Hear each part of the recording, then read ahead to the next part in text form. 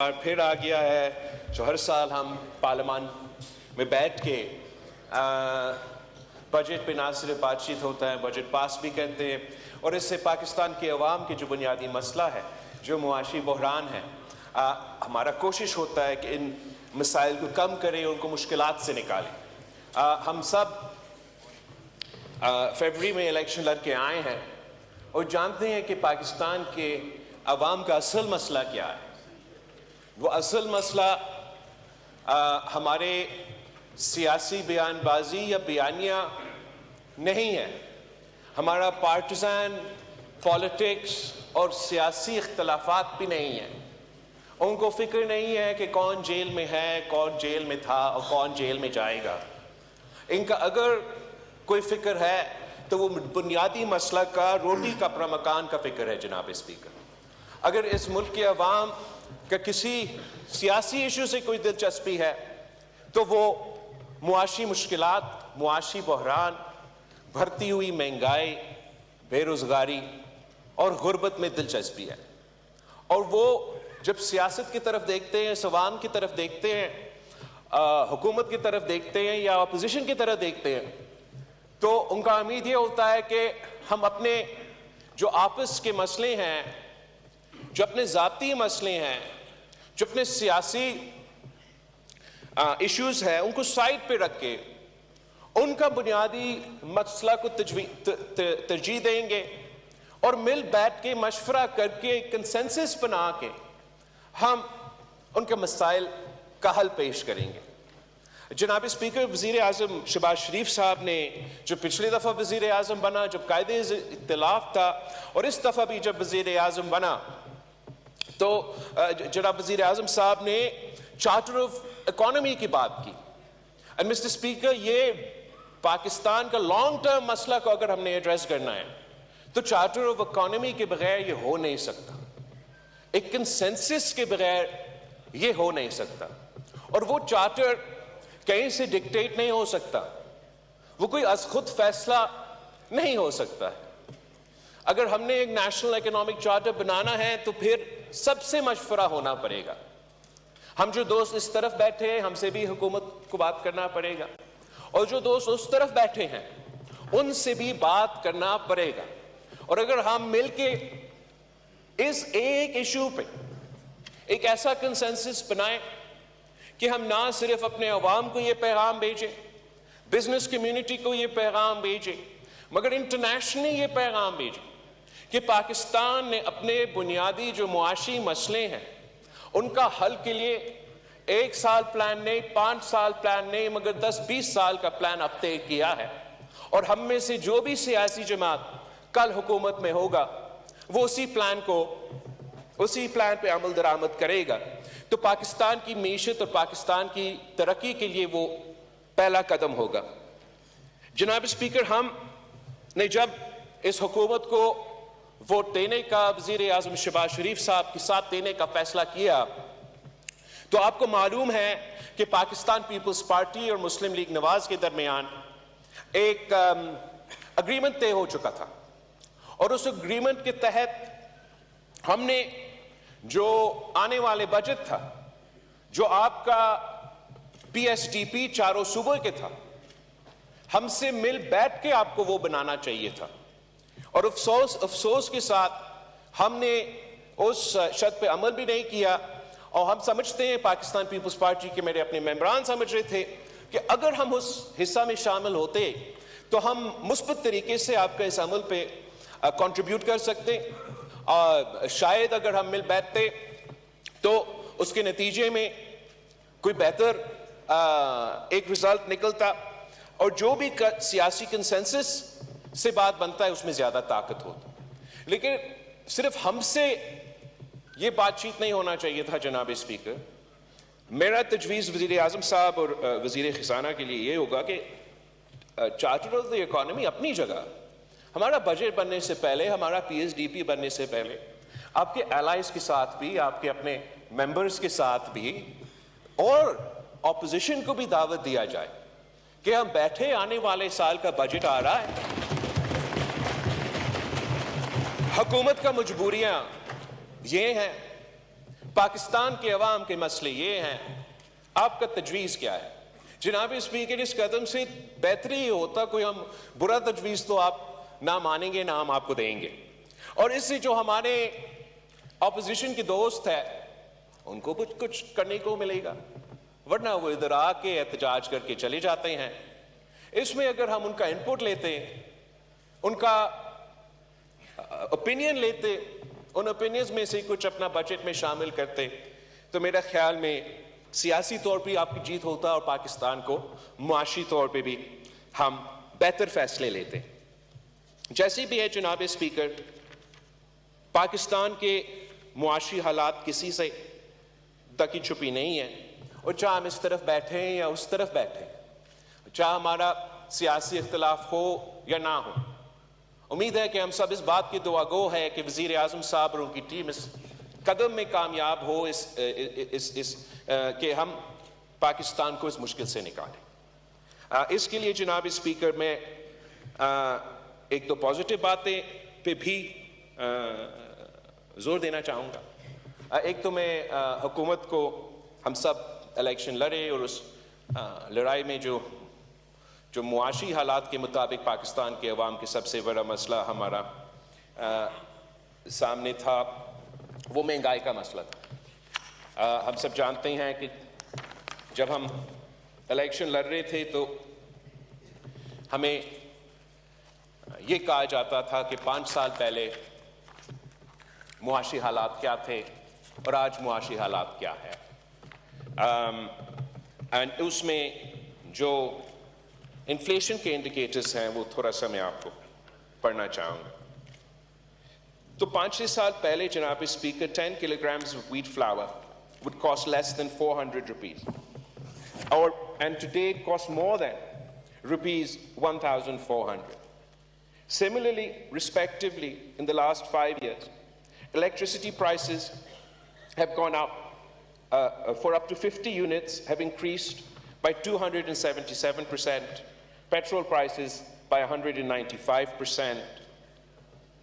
اور اسی طریقے سے milk, edible oil, dal have increased by 113%, 21%, 353%. جو ایک جوائنٹ ہاؤس ہولڈ جس کا انکم 5-6 سال پہلے 35,000 روپیز کا تھا، تو وہ مل کے جو خاندان کے کھانے پینے کے اشیاء تھے وہ پورا کر سکتے تھے، اپنے بچے کے تعلیم کا بندوبست کر سکتے تھے، 2 کمرہ کا گھر میں بھی رہ سکتے تھے، اور اتنا سیونگز بھی ہوتے تھے کہ چاہے کوئی میڈیکل ایمرجنسی ہو یا کوئی ریکریشن کے لیے استعمال کرنا پڑے تو ان کے پاس وہ پیسہ ہوتا۔ آج اگر وہی پوری اخراجات اس خاندان کو پورا کرنا پڑتا ہے تو ان کا جوائنٹ انکم کو 35,000 روپیز سے آج 70,000 روپیز ہونا ہے۔ تو ہم سوچتے ہیں کہ ہم ہر سال جو بجٹ لے کر آتے ہیں اور جس کی صورت میں عوام محسوس کرتے ہیں کہ مہنگائی کا اضافہ ہوتا جا رہا ہے، کہ کیسے عام آدمی پاکستان کا اس معاشی بوجھ اٹھاتے ہیں۔ And I'd like to compliment the government کہ ابھی تک جہاں تک اکنامک انڈیکیٹرز ہے اور خاص طور پہ مہنگائی کے بارے میں تھوڑا سا ایک سلائٹ ڈپ آ رہا ہے، اور ہمارا امید ہے کہ حکومت وہ پالیسیز جاری رکھیں گے جس کے نتیجے میں یہ مہنگائی میں کمی آ رہی ہے، اور امید ہے کہ اس مہنگائی کی کمی کو عوام محسوس کریں گے، عام آدمی محسوس کریں گے۔ اور اگر 5 سال میں حکومت صرف اس ایک قدم میں کامیاب ہوتا ہے، میرے خیال میں نہ صرف سیاسی طور پہ ان کے لیے ایک بہت ہی بڑا کامیابی ہوگا، مگر پاکستان کی عوام کی سب سے بڑا مطالبہ جو ہے وہ مہنگائی کے حوالے سے ایڈریس ہوا ہوگا۔ جناب اسپیکر، دوسرا جو میں حکومت کا شکریہ کہنا چاہوں گا، اپریشیٹ کرنا چاہوں گا، وہ بے نظیر انکم سپورٹ پروگرام کو جو 27% اضافہ ہوا ہے اس بجٹ میں، اور بے نظیر انکم سپورٹ پروگرام اب نہ صرف ہمارا غربت کا مقابلہ کرنے کے لیے گولڈ سٹینڈرڈ بنا ہوا ہے، مگر انٹرنیشنلی بھی یہ میکنزم، اس کا ٹرانسپیرنسی اور جس طریقے سے ہم نہ صرف غربت کا مقابلہ کرتے ہیں مگر ویمنز امپاورمنٹ کرتے ہیں، یہ انٹرنیشنلی بھی ایک گولڈ سٹینڈرڈ بنا ہوا ہے۔ مختلف ممالک میں، ایجپٹ سے لے کے دوسرے ممالک میں اسی پروگرام کو انٹرنیشنل سپورٹ کے ساتھ لایا جا رہا ہے تاکہ وہ اپنے غریب ترین عورتوں کو مدد کر سکے۔ تو میں سمجھتا ہوں کہ یہ پاکستان کا کامیابی ہے کہ ہم ایسا کوئی منصوبہ لے کر آئے ہیں۔ ویسے جو ہم کہہ سکتے ہیں کہ اس کو پاکستان کے باہر بھی استعمال کیا جا رہا ہے، یہاں تک کہ بھارت میں جو الیکشنز ہوئے ریسنٹلی، جو وہاں کا اپوزیشن کا منشور تھا، اس میں بھی بے نظیر انکم سپورٹ کی طرح ایک منصوبہ پیش کیا گیا۔ جناب اسپیکر، ہم سب اپوزیشن میں تھے اور ہم جانتے ہیں کہ اس ملک میں کس قسم کے خطرے تھے۔ باجوہ ڈاکٹرن کے نام پہ کون سے ہمارا کامیابیاں نشانے پہ تھے، اور یہی بنیادی وجہ تھا کہ ہم سب ایک ہوئے اور ہم نے وہ سیاسی قدم اٹھائے جس سے ہم نے فیصلہ کیا کہ چاہے ہمارا سیاست کو نقصان ہو نہ ہو، ہم نے پاکستان کو دفاع کرنے کے لیے اور یہ بنیادی مسئلے کو دفاع کرنے کے لیے ایک ہو کے یہ قدم اٹھانا ہے۔ اس میں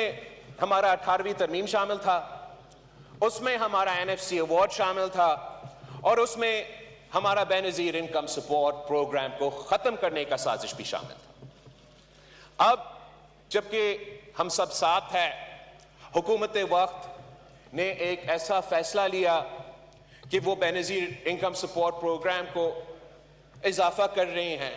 اور یہ ایک ہی ٹول ہے جناب، اس میں چاہے آپ نے غربت کا مقابلہ کرنا ہے یا کوئی آفت آئے، کوئی قدرتی آفت آئے۔ جیسے کہ جب سیلاب آئے تھے تو وفاقی حکومت کے پاس کوئی ٹول نہیں تھا کہ وہ عام پبلک کو ریلیف پہنچا سکے، صرف اور صرف بے نظیر انکم سپورٹ پروگرام تھا جس کے تھرو ہم نے ان مشکل دنوں میں عوام کو ریلیف پہنچایا تھا۔ اور یہ بہت افسوس کی بات ہے کہ کسی ڈاکٹرن کے نتیجے میں ہمارا جوائنٹ ایسا ایک منصوبہ جو انٹرنیشنلی اور دنیا بھر میں امپلیمنٹ کیا جا رہا ہے، نقل کیا جا رہا ہے، کہ پاکستان میں ایسے کوئی سازش ہو کہ اس کو ختم کیا جائے۔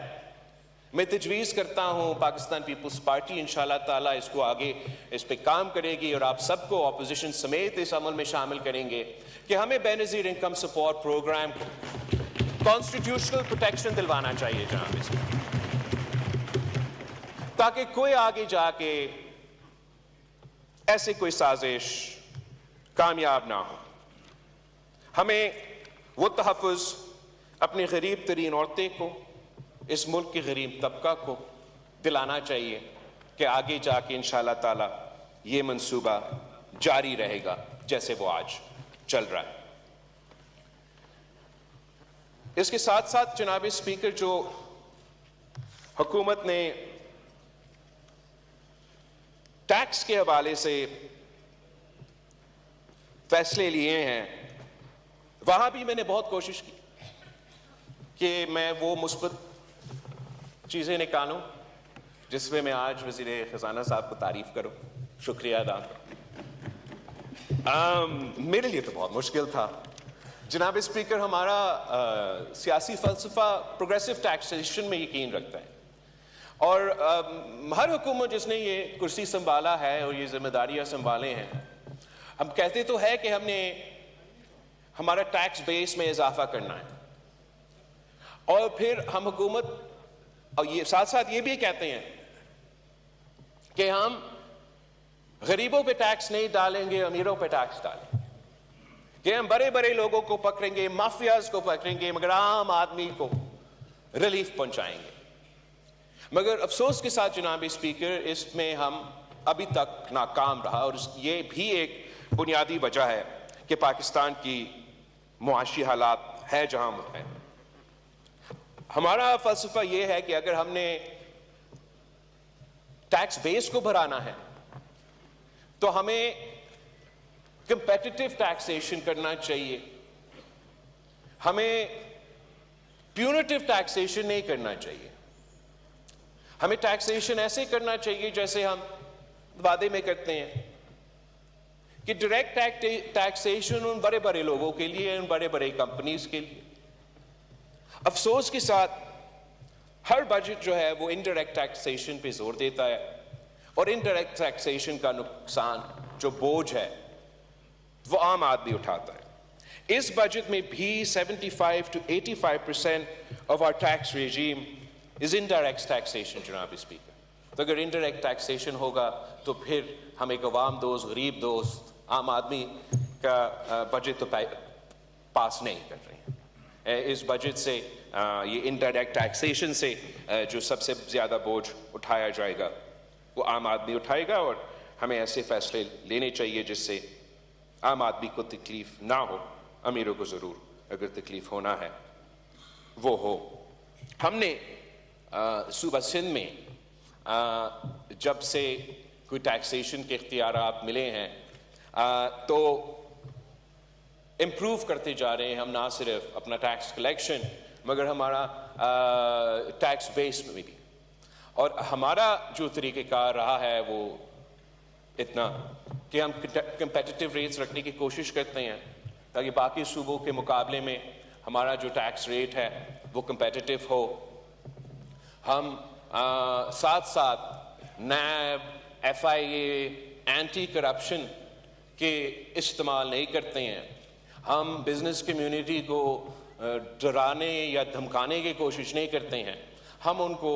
ٹیکس نیٹ میں کوکس کرنے کی کوشش کرتے ہیں، اور ہم نے دیکھا ہے کہ یہ اسٹریٹجی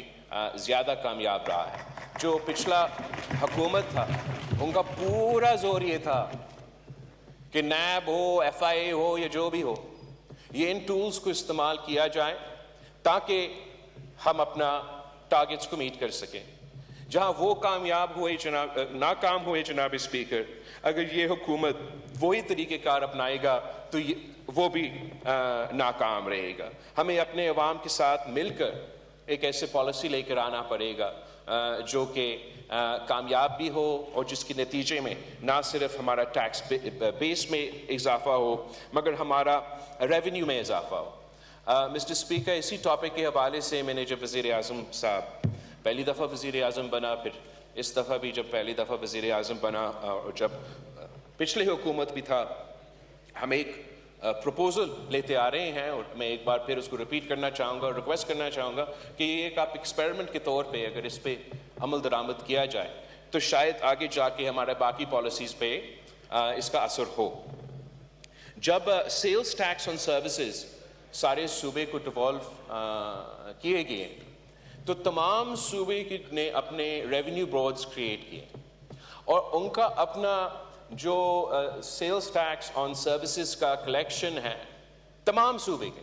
سندھ پنجاب اپنی جگہ مگر پختونخوا اور بلوچستان بھی، ان کا پرفارمنس وفاقی ادارہ ایف پی آر کا پرفارمنس سے بہتر رہا ہے جناب اسپیکر. تو not only is this an indictment on our tax collection system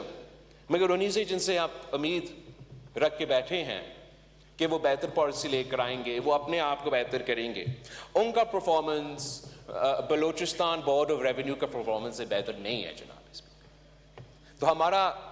request یہ ہے کہ آپ کے پاس، وفاقی حکومت کے پاس، سیلز ٹیکس آن گڈز آج بھی موجود ہے. آپ اگر اس ٹیکس کو ڈیوالو نہیں کرنا چاہتے ہو تو نہ کریں، مگر اتنا کریں کہ صوبوں کے ساتھ مل کے آپ ہمیں یہ کلیکشن دلوائیں. ہم آپ کے لیے، وفاقی حکومت کے لیے سیلز ٹیکس آن گڈز صوبائی حکومت کلیکٹ کریں. آپ ہمیں یہاں مل بیٹھ کے ایک ٹارگٹ طے کرتے ہیں کہ صوبہ سندھ نے اتنا سیلز ٹیکس آن گڈز ایک سال میں جمع کرنا ہے، پنجاب نے، کے پی نے، بلوچستان.